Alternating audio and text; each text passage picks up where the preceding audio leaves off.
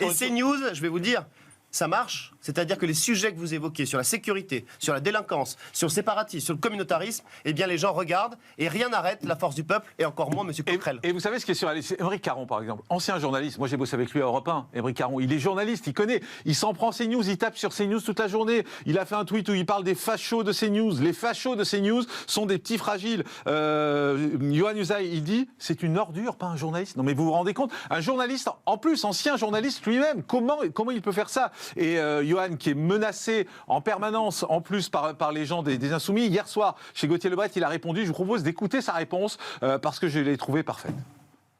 Eh bien, la France Insoumise est dans sa stratégie habituelle. Il y a quelques mois, Rima Hassan avait déjà promis de ne jamais me lâcher.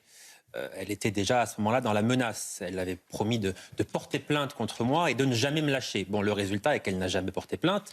J'avais dit de Rima Hassan qu'elle était antisémite. Elle a manifestement considéré que je disais vrai.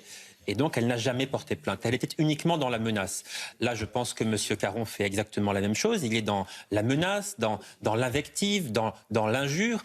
Pourquoi ? Parce que j'ai dit effectivement que la France insoumise n'en avait rien à faire des otages israéliens retenus dans la bande de Gaza, que ces otages pouvaient bien mourir, ça ne les chagrinait pas. Je maintiens ce que je dis. Ce que je dis, ça s'appuie sur des faits. Hein. Les faits, ce sont ceux auxquels nous assistons tous, dépités et attristés depuis le 7 octobre 2023. Donc ces faits-là, ces propos-là, je les maintiens naturellement, mais ça ne leur plaît pas.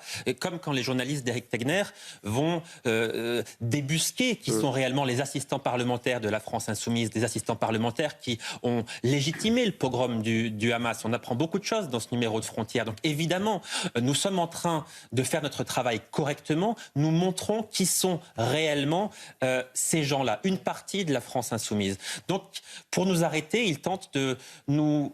comment dirais-je, de nous faire peur. Ils veulent nous impressionner, nous menacer. C'est ce que fait M. Caron en disant « on a un gros dossier sur vous ». Je me suis dit « mon Dieu, il a un dossier sur moi, M. Caron, à la France Insoumise. Mais qu'est-ce que ça peut être ?»